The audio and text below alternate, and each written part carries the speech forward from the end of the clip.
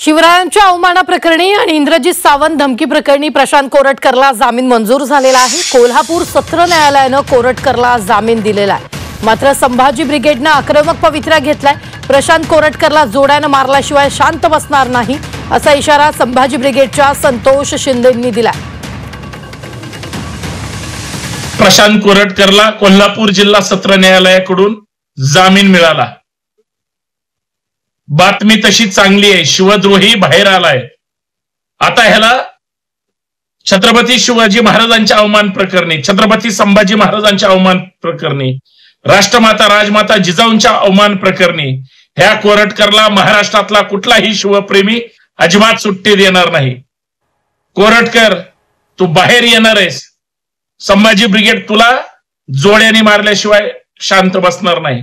तू कुठल्याही बिळात लपून बस। तुला पोलिसांनी संरक्षण देऊ दे, तुला सरकारनं संरक्षण देऊ दे,